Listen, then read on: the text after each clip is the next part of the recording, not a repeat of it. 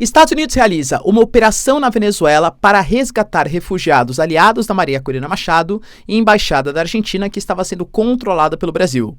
Vai lembrar que o Brasil fala que não sabia nada dessa operação. Falar um pouquinho também sobre Estados Unidos e China que confirmam uma reunião que irá acontecer em Genebra, na Suíça, para tentar rediscutir a guerra comercial, a questão tarifária.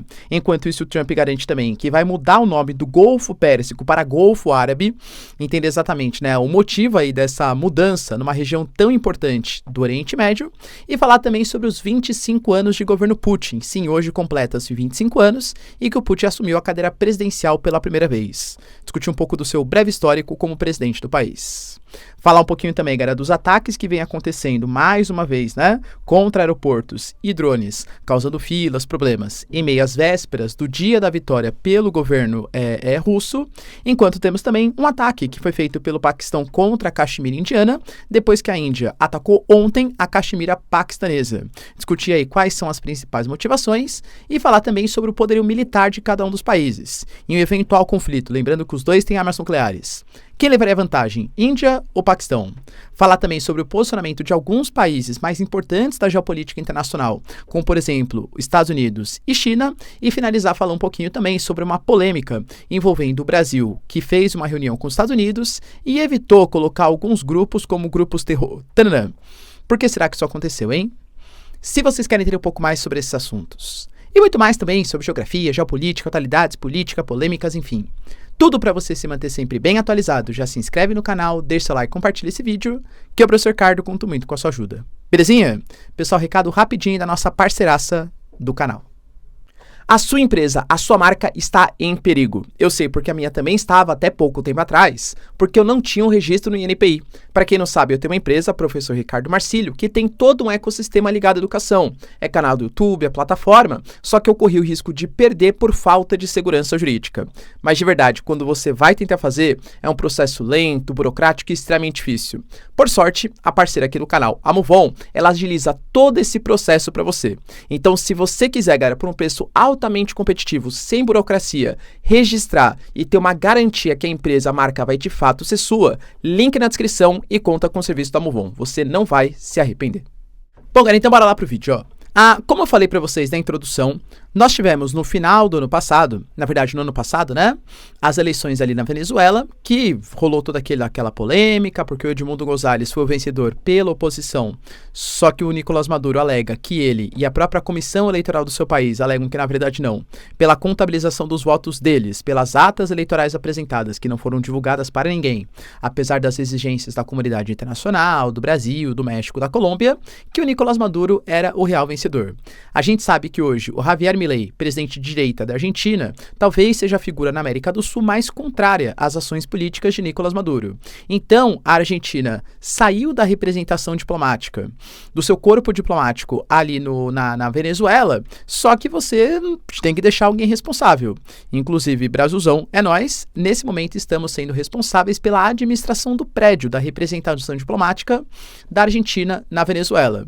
A questão é que uma série de lideranças políticas, aliados da Maria Corina Machado, que era a grande liderança política da oposição, junto com a Corina Iori, junto com Edmundo González, alguns dos seus partidários estavam sendo perseguidos pela Procuradoria da Venezuela e eles se exilaram, eles se tentaram ali, ficaram na Embaixada da Argentina, administrada pelo Brasil.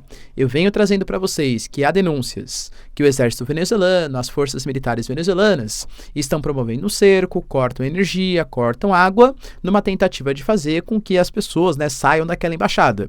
Porque, em tese, a Venezuela não pode invadir uma representação diplomática dos argentinos, ainda mais que está sendo administrada nesse momento pelo Brasil. Pois bem, galera, depois de muito tempo, muita negociação, sem grandes alardes, nós tivemos uma operação que ninguém sabe exatamente como aconteceu, nem mesmo o Brasil, mas com Marco Rubio, que é o secretário de Estado dos Estados Unidos, e o próprio Javier Milei, alegando que depois de uma operação uma operação governamental dos Estados Unidos muito bem sucedida, todos os aliados políticos da Maria Corina Machado foram tirados pelo Estado americano no território da Venezuela e já estão aparentemente em solo estadunidense. Professor, é verdade isso? De novo, essas são as informações que a Venezuela, que os Estados Unidos e que a Argentina colocam. A questão que se coloca, poxa, galera, convenhamos, querendo ou não, era o Brasil que estava administrando aquele prédio. O Brasil falou que não teve maiores informações, que não sabia que essa operação ia acontecer, nem exatamente como as pessoas saíram, já que a gente tem uma forte fiscalização no entorno daquela representação diplomática.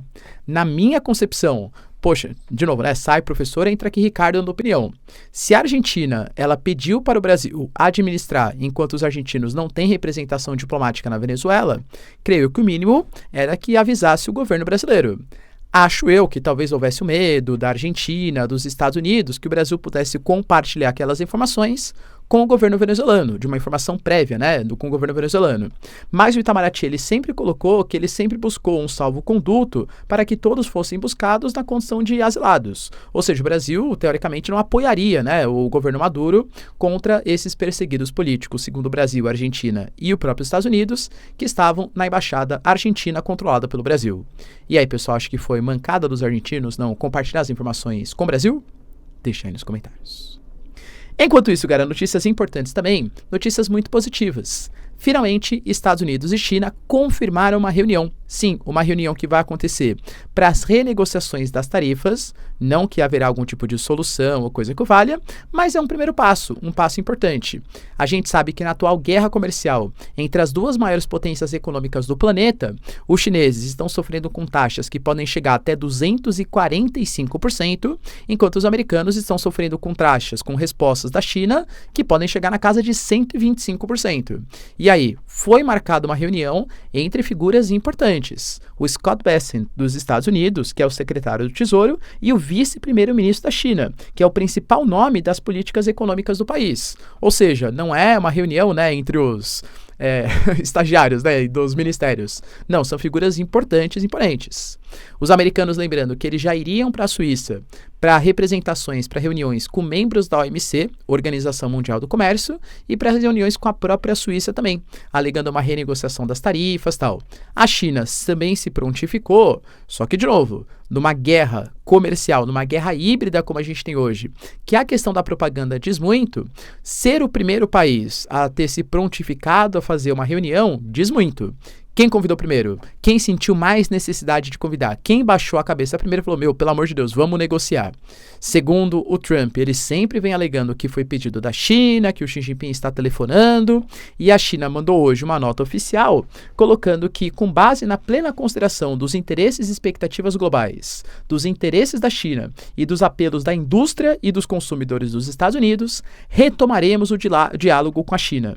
Há um velho ditado na China que fala, ouça o que se diz, observe o que se faz. Se os Estados Unidos utilizarem essa conversa para coerção, jamais aceitaremos uma nova conversa. Ou seja, a China deixou bem claro, ó, sabendo que faz bem para a comunidade internacional e sabendo que existem grandes apelos do mercado consumidor americano, dos produtores industriais americanos, dos produtores de soja dos Estados Unidos, há uma necessidade que esse encontro seja feito. Vale lembrar, galera, que o Brasil, ao mesmo tempo que torce para que essa guerra comercial cesse, porque uma guerra comercial não faz bem para nenhum país do mundo, tem um setor relativamente preocupado, porque assim, a China possivelmente, caso tenha algum tipo de acordo, vai ter uma redução das tarifas, mas existe um déficit comercial entre China e Estados Unidos que é muito grande por parte dos americanos. E talvez a negociação envolva algum tipo de obrigatoriedade dos chineses reduzirem o déficit comercial, dando preferência comercial para alguns produtos exportados pelos Estados Unidos. E aí penso que o milho, a soja, podem ser produtos importantes nessa pauta, nessas negociações. Sabe quem sairia perdendo com isso? O Brasil, que é o principal concorrente do mercado americano, pelo menos em alguns produtos, como eu citei para vocês. Então o Brasil espera que a coisa se resolva, mas que não haja pré-condições como compra de cotas de soja e de milho que podem prejudicar o agronegócio brasileiro. Tivemos também, pessoal, notícias importantes sobre o Trump, mais uma vez querendo mudar nomes de espaços geográficos internacionais. Já mudou o nome de monte no Alasca, retirando o nome de homenagem a povos originários da região.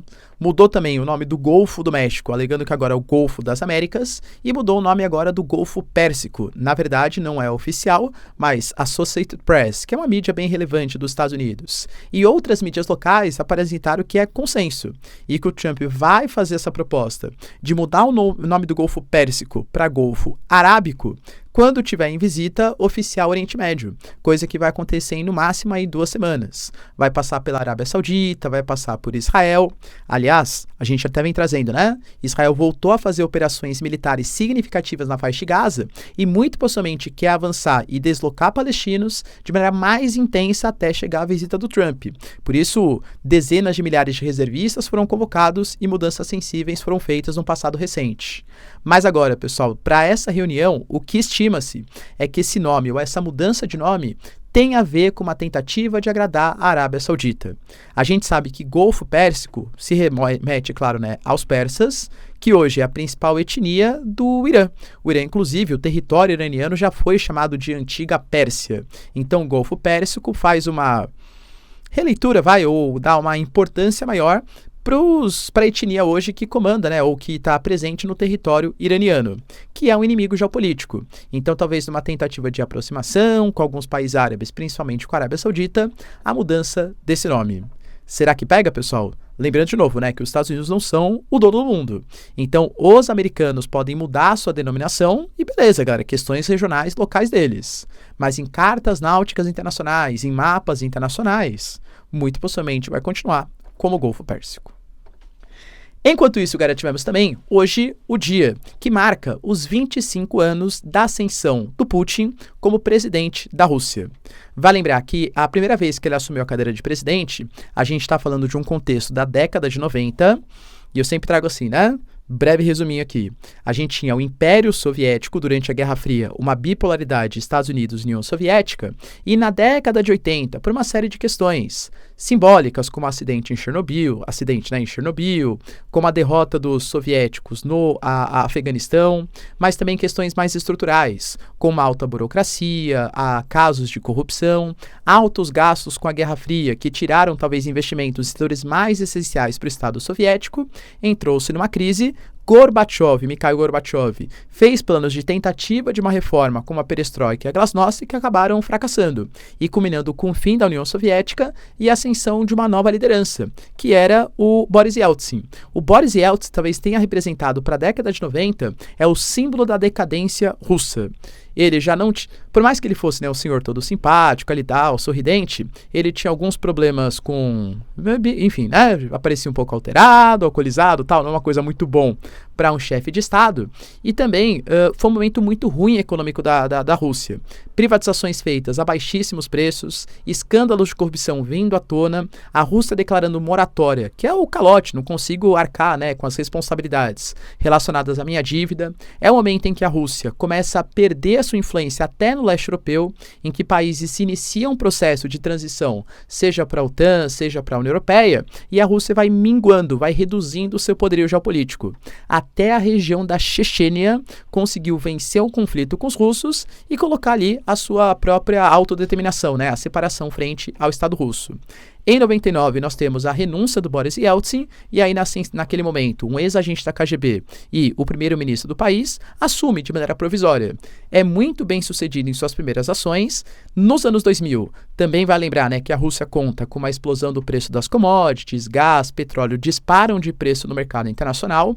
Ele faz algumas ações bastante nacionalistas, como a reconquista do espaço da Chechênia. Ele começa a fazer aquele esquema Putin de poder, né, que a mídia chama dos oligarcas russos, ou seja, em troca do apoio de grandes empresários, seja empresários do ramo da alimentação como o Prigozhin, do campo da energia, do ramo da comunicação. Ele faz parcerias público-privadas e faz com que os maiores empresários do país o apoiem, e ancorado pelo aumento do preço dos produtos que a Rússia exportava e por um contexto que beneficiava muitos países emergentes, a exemplo da Rússia, a Rússia volta a crescer economicamente.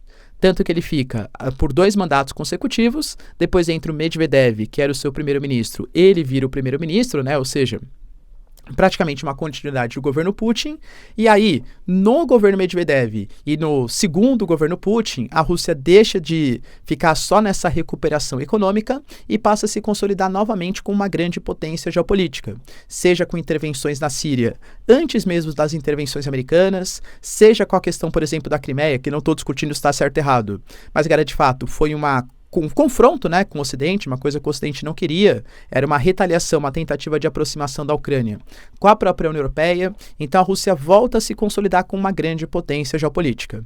É fato, cara, que talvez lá em 99 ninguém esperasse que o Putin fosse ficar 25 anos no poder, com prerrogativa de ficar até 2036 agora. De fato, quer você goste, quer você não, é uma liderança super importante para a geopolítica internacional. E aí, pessoal, acha que o Putin está fazendo uma boa liderança? Deixa aí nos comentários. E lembrando que ele ainda goza de bastante popularidade, principalmente da população que viu que foi o final da década de 80, a década de 90 e o recomeço da Rússia nos anos 2000. Claro que existem questões sensíveis de falta de liberdade de expressão, perseguição contra minorias. E aí, Putin faz um bom governo? Deixa aí nos comentários. Enquanto isso, galera, notícias importantes também sobre o ataque que foi feito pela Índia contra o Paquistão. Eu já tinha aqui trazido para vocês que o território da Caxemira, que é disputado por Índia e Paquistão, que é um conflito histórico, pelo menos desde 1947, momento de independência da Índia, só que a Índia naquele momento era a Índia e Paquistão Ocidental e Paquistão Oriental, que hoje é o território de Bangladesh, e começa a se fragmentar, principalmente utilizando o critério religioso, em que Paquistão ficaria de maioria islâmica, a Índia de maioria hindu. Fato é que os territórios foram parcialmente divididos, só que o território da Caxemira, até pela importância estratégica, nascente do rio Indo, da bacia do Ganges-Brahmaputra, por ser uma região um pouco mais plana, de ter ali rotas comerciais, a Índia não queria ceder o território para o Paquistão. Só que o Paquistão alegava, poxa, se o critério é religioso, a Caxemira é uma região de maioria islâmica. No final das contas, foi feito um acordo em que a maior parte da Caxemira ficaria para a Índia, uma parte menor para o Paquistão e a China ainda teria um pequeno espaço da Caxemira. Vários conflitos, várias guerras, até que nós tivemos na semana passada um atentado, um ataque que aconteceu que matou 26 pessoas na Caxemira indiana. E isso foi feito por células que a Índia considera como terror Taranã, que estavam no território paquistanês. Independente se o Paquistão ajudou ou não, a Índia considera que o Paquistão, pelo menos, agiu de maneira complacente, deixou que movimentos se organizassem e pleiteassem algum tipo de ataque no território indiano. Por conta disso, a Índia planejava uma resposta, ameaça cortar o fornecimento das águas do rio Indo, houve um cancelamento das relações diplomáticas, comerciais, depois de uma série de conflitos, e finalmente a Índia fez o ataque ontem. E aí, as informações elas divergem demais. A gente tem informações que foram 9 pontos que foram atacados, e a Índia considera que os ataques aconteceram somente em pontos não militares do Paquistão e não civis do Paquistão, atingindo apenas pontos sensíveis do território desses terror Taranã que estavam instalados no Paquistão. A própria Índia alega que, segundo eles, o que aconteceu foi que a Operação Sindoor, que foi esse ataque que foi realizado, foi uma operação precisa, comedida e que foi não escalatória pela sua própria natureza. Eles alegam que toda a inteligência e monitoramento de células terror no Paquistão indicaram que os ataques seriam iminentes, ou seja, o que a Índia fez foi uma espécie de ataque preventivo. Só que, claro, sem anuência, sem autorização do Paquistão. Então, talvez se fosse um ataque coordenado contra as células terror da Índia e do Paquistão no território do Paquistão, poderia ser mais bem aceito pelo Paquistão. Só que não acho também que o Paquistão aceitaria, um ataque da Índia contra o seu próprio território. Então, o Paquistão, ele respondeu esses ataques da Índia, segundo o Paquistão, Ele revidou o ataque, causando 26 mortes e 46 feridos, e houve até derrubada de caças. Por exemplo, não sabe se o número oficial é 1 caça Rafale, ou se foram 3 ou 5, como parte da mídia paquistanesa coloca, mas fato é que parte da Força Aérea da Índia, que foi destacada para os ataques na Caxemira paquistanesa, foi derrubada pelo governo do Paquistão. E aí já mora algumas questões indiretas, A Índia, durante quase toda a Guerra Fria, ela foi uma grande aliada da União Soviética, e até hoje é uma aliada dos russos, Não tem nenhum tipo de problema. Grande parte dos equipamentos militares comprados pela Índia são equipamentos russos. Quando começou as sanções contra a Rússia, a Índia não aplicou sanções contra a Rússia. A Rússia aumentou até a importação de gás natural e petróleo dos russos porque estava, entre aspas, em promoção. Só que a Índia, ela vem se aproximando também do Ocidente, principalmente pós-década de 90, seja dos Estados Unidos com alianças militares, seja com os franceses, com a Europa como um todo, né? A Índia vem se aproximando do Ocidente. Já o Paquistão, a gente tem imagens que foram destacadas de ataques, os ataques contra a Índia, que utilizaram equipamentos chineses. Hoje, os principais aliados do Paquistão, a gente pode pensar na China, que tem rivalidades com a Índia também na região do Tibete. Podemos pensar na Turquia e também no Azerbaijão. Talvez sejam os principais aliados regionais dos paquistaneses. Professor, mas os dois países, eles têm armas nucleares, não tem? Pois é, tem. E se a gente tiver uma guerra entre os dois, quem vence? Então, se eu for destacar com vocês uma espécie de comparativo, não tem muita comparação. A Índia é muito mais poderosa. A gente fala hoje da Índia, que é um país que tem 1,45 milhões de militares ativos, tem o sexto maior orçamento militar de defesa do planeta, com 74 bilhões de dólares. É um país que conta com modernizações recentes, seja, né, pessoal, de equipamentos russos, americanos, franceses. A Índia constantemente inova, até porque tem um conflito, não é exatamente um conflito direto, né? Mas tem que se armar pelo seu outro país que faz fronteira, que são chineses, as relações não são amistosas, e é um país que conta com a sexta maior quantidade de ogivas nucleares do planeta, 180 ogivas. Já os paquistaneses, a gente fala de um exército, né, de 660 mil militares ativos, quase um terço da Índia, apenas 10 bilhões de dólares em orçamento militar. Agora, convenhamos que é 74 aí por 10, né, 7 vezes mais que a Índia tem, né, 7,5 aí, 7,4 vezes mais. O Paquistão hoje tem uma aliança importante com os chineses e também tem 170 ogivas, sendo o sétimo país com maior número de ogivas nucleares. O Paquistão hoje tem a China como seu principal aliado militar, mas não acho também que a China compraria uma briga com a Índia, claro, né, pela possibilidade de disputa da Caxemira. Os dois países têm uma política, uma doutrina nuclear chamada de No Use First, ou seja, a gente não ataca primeiro. Na minha concepção, os dois países desenvolveram armas como elemento de dissuasão justamente contra um ao outro em plena Guerra Fria. Não assinaram um tratado de não proliferação de armas nucleares. Mas isso não quer dizer que eles estão dispostos a usar essas armas nucleares. Não acho que seja isso que vai acontecer no momento. Embora as retóricas, as declarações sejam bem fortes. A gente teve, por exemplo, pessoal, o próprio ministro, né, da Defesa do Paquistão colocando que eles estão preparados para a guerra total com a Índia. Se a Índia não parar de atacar o território do Paquistão sem autorização do Paquistão, uma guerra total pode vir a acontecer. Professor, e como que os países se posicionam, né, em relação a isso? Então, depende. Por exemplo, como eu falei, a China ela é mais pró-Paquistão, mas não acho que compraria um conflito. Você pega Israel, por exemplo, é um grande aliado do território indiano, até porque tem rivalidades com os paquistaneses. O Benjamin Netanyahu já até declarou, Narendra Modi, você tem todo o meu apoio para fazer retaliações, porque os paquistaneses foram complacentes com células terror no seu próprio território. Então, existe uma proxy war. Os Estados Unidos não querem se comprometer muito com ninguém, porque historicamente tem uma relação importante com o Paquistão, mas como eu falei, a Índia vem se aproximando também do Ocidente, inclusive dos Estados Unidos. As palavras foram precisas do Trump. Olha, eu me dou bem com os dois lados, conheço muito bem o Paquistão e a Índia e eu só quero que o conflito acabe. Ou seja, daquele famoso em cima do muro, né?